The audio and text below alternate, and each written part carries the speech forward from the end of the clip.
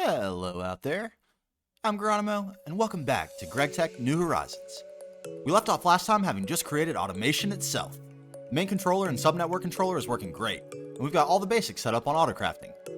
That's going to make what's coming next a lot easier. We used most of the backlog of supplies getting all these multi-block machines and all the AE components to link them up to our system.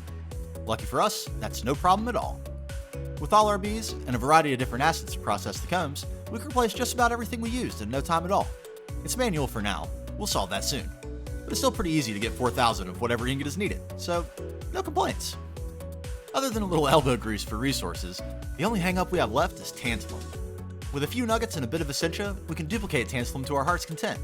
The problem is, that's yet another thing we have to do manually, and to solve all the other stuff we're still doing manually, we'll need tantalum for circuits. Order of operations tells me where we need to go from here. There's also this. I'm still not sure what this is, but with the laser strong enough, I'm certain we can find a use for it. And to make one, we need nether stars. A lot of nether stars. So here's the plan. We'll bend the fabric of reality to produce a Thaumcraft node of preposterous power, harvest the tiny magical guardians floating around for infinite essence, and use the power of AI to create a dark arts factory for infinite tantalum and nether stars.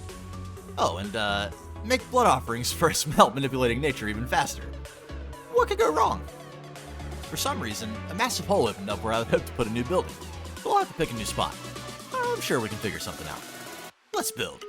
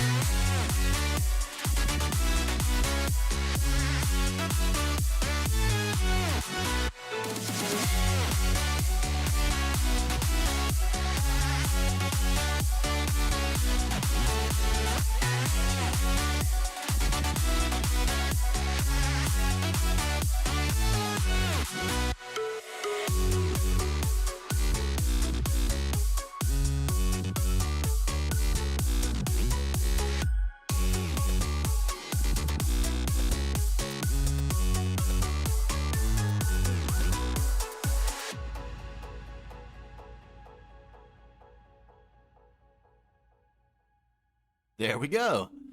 Let me know what you think in the comments. This might be my favorite so far. The descent to darkness continued. Nemesis had made a grave mistake in her rage, and the evil once contained by the chalice emerged. Its presence ever spread. Mother Gaia suspected something more. She felt a monster stirring. She had to act to protect the planet. The forest must rust.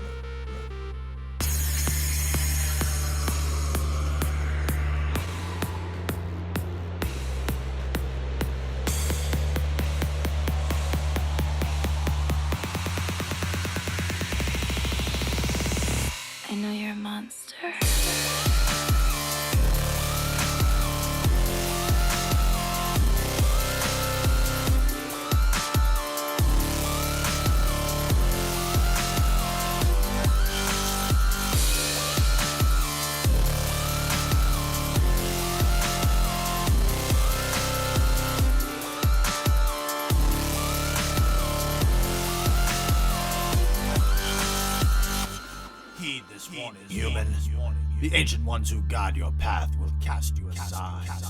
The power you blindly pursue cannot be wielded by mere mortals. You must know. You race to your demise. You would bring the universe down upon your own head.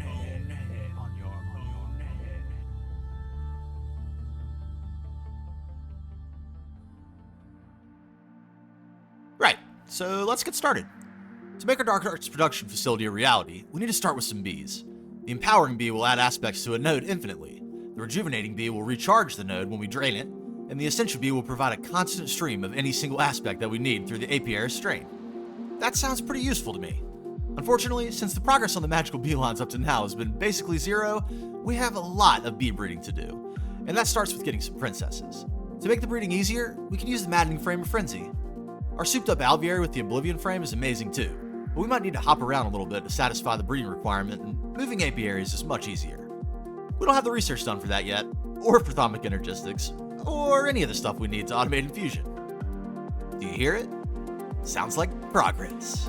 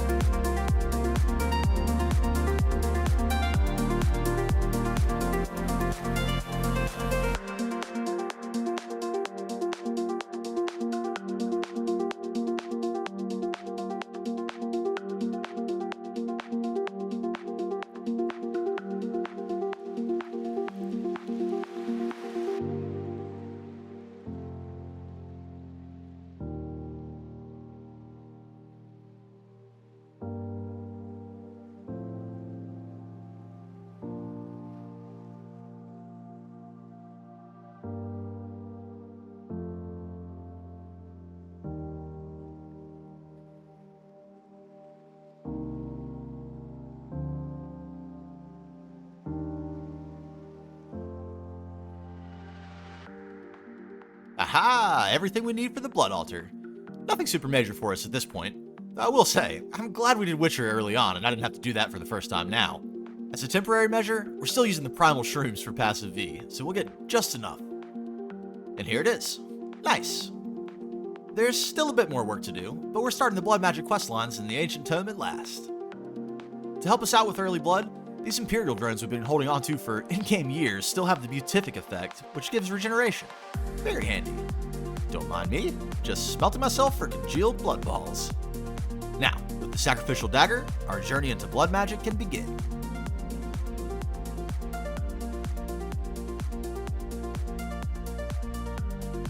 To make the frame, we need imbued slates, which are made in a Tier 3 altar.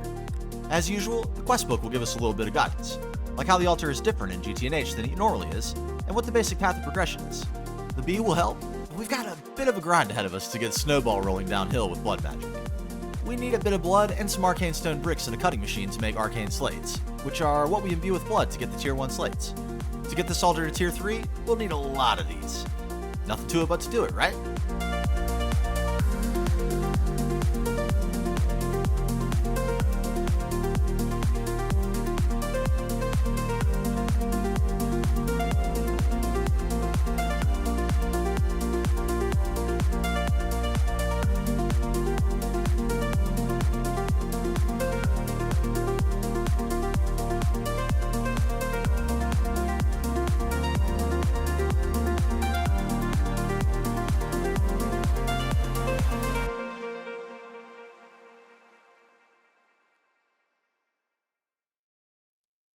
Okay, I've been finger poking for a while, and I wanted to look at the Rune of Self-Sacrifice. Turns out we need the Tier 3 slates for those too. Plus some things from Blood Magic Alchemy. For any serious blood magic, we'll have to start storing life essence in a blood network using the blood orbs. Now that we have the first one, we can really begin. How about some progress?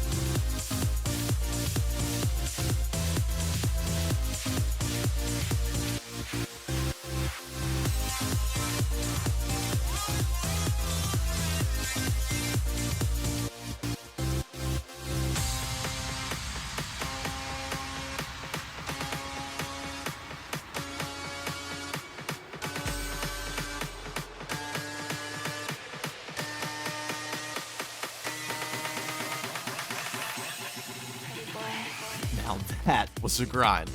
But we got the tier 3 altar and a bunch of slates, which we're about to need. At this point, the Maddening Frame of Frenzy is in reach, but using it will drop from what we have stored in the Blood Network. Having just spent many hours poking my finger, I'm not sure I want to come back and do that again after every V. 25 generations can go quicker than you think. I think we need to get our hands on the tier 3 Blood Orb. That means it's time for some alchemical wizardry. We need some odds and ends for the ingredients, but nothing too difficult. If you remember, we need this alchemy for upgraded runes. There's no way we can get the tier 3 orb without them. I've been hanging on to this last research because we're right on the edge of some pretty bad warp effects. At this point, we have no choice. We can't let anything stand in the way. And it looks like we need to use a different form of dark magic to advance in this one. Back in the cave again. Let the nostalgia wash over you. We'll be back in here just a few more times before the infusion altar gets moved. The setup for this will change a lot for Thaumic Energistics and Automation, so rather than tearing up the new build only to redo it, we'll use it here. Alchemy with blood. Don't mind if I do. With a full apprentice blood orb, we can get onto some alchemy, though for some reason the quest didn't like my orb. Ah yes, warp bats. My favorite. Anyway, first, we need the simple catalyst. Next, Sanctum. And finally, Tenebrae. And with some aspects, we can get our first runes. And with each one, the next will be faster. Eureka! Here's our first rune. Lovely, isn't it? We'll start with 4 and go until it feels like the Magician's Blood Orb craft can work. It takes 30,000 life essence to craft, but our altar only holds 10,000, and the capacity upgrades are locked behind the orb rafter. It's still one of the best animations in all of modded Minecraft. Okay, with 4 runes we get 185 blood per poke. Over the full amount of hearts, it's actually quite a bit better. The snowball begins here. Alright, now we have 12 runes of self-sacrifice, 2 hearts to eat, and regeneration potions just in case our bees have any ill-timed lapses in production. I'm feeling pretty confident.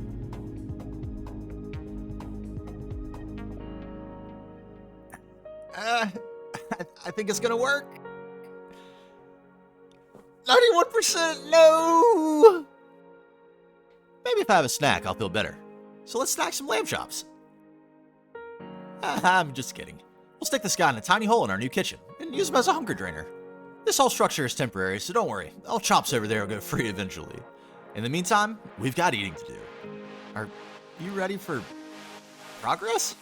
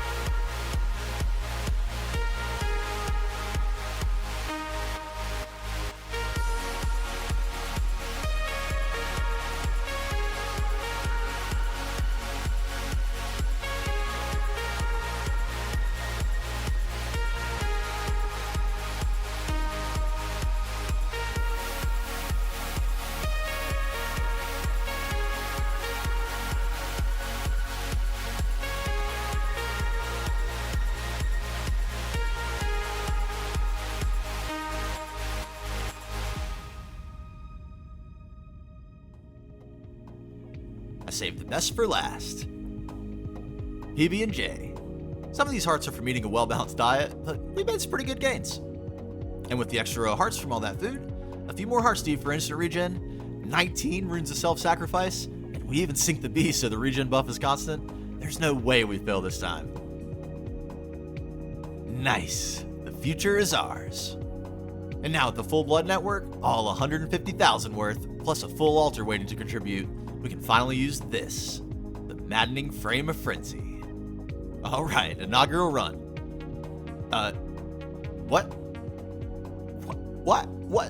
What just happened? It was all just an elaborate and expensive ruse so I could show you the recipe again. Totally not me being a dingus and forgetting to bind the frame to my blood network. Not at all. That wasn't it at all. Time to craft our first Maddening Frame of Frenzy. Here we go. With the magic of video editing, we're up 1 frame. And they're linked to the blood network like they should be. We're suited and booted. It's time for progress.